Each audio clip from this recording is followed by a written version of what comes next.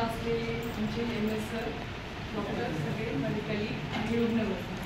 मी doctor Manisha ससानी, दंतरोग तज्ज्ञ, उपजिल्हा रुग्णालय डोंबिवली.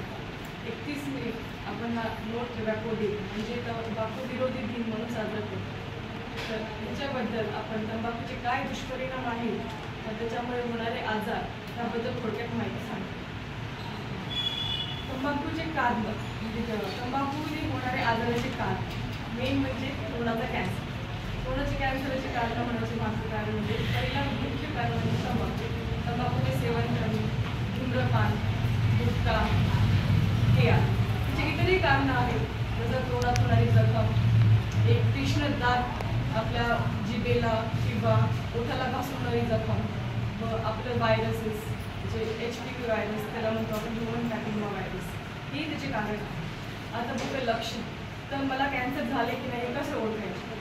तोंडामध्ये येणारा पांढरा चट्टा किंवा लाल चट्टा किंवा मिक्स पांढरा किंवा लाल चट्टा हे, किंवा एखादी तोंडाची जखम आहे की उपचार घेऊनही बरी होत नाही, 2-3 आठवडे उपचार करूनही ती बरी होत नाही, हे त्याचं परिवर्तन कॅन्सरमध्ये होऊ शकतं. मग दुसरं अजून कारण आहे कानात बार बार वेदना होणे, उपचार घेऊनही कान दुखी राहत नाही, त्याचे परिवर्तनही तोंडाच्या कॅन्सरमध्ये होऊ शकते.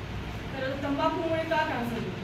तंबाखूमुळे आढळले जाणारा निकोटीन नावाचा एक रसायन आहे, तो आपल्या लाळीमध्ये मिक्स होतो, तोंडामध्ये पसरतो, अन्ननलिकेमध्ये जातो आणि मग आपल्याला घशाचा किंवा अन्ननलिकेचा कॅन्सर होऊ शकतो. आता दुसरे कारण आहे दात, आपले स्वतःचे दात किंवा आपली कवळी.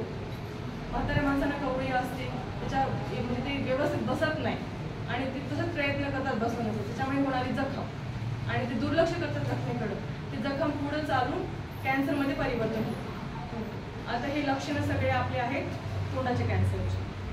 आता ह्याच्यावर उपचार व हे टाळू शकतो का? तर बिलकुल टाळू शकतो. प्राथमिक टप्प्यावरचे कॅन्सर हा पूर्णपणे बरे होऊ शकतो. योग्य त्या वेळी योग्य ते सल्ला आणि योग्य त्या डॉक्टरकडे जाऊन हे आपण टाळू शकतो. आणि दुसरं म्हणजे व्यसन, आपण जे व्यसन घेतो ते पूर्णपणे टाळावे. आणि आपल्या जिल्हा रुग्णालय अलिबाग येथे कॅन्सर OPD सुरू केलेली आहे, तर सगळ्यांनी लाभ घ्यावा आणि निरोगी राहावा, स्वस्थ राहावा. धन्यवाद.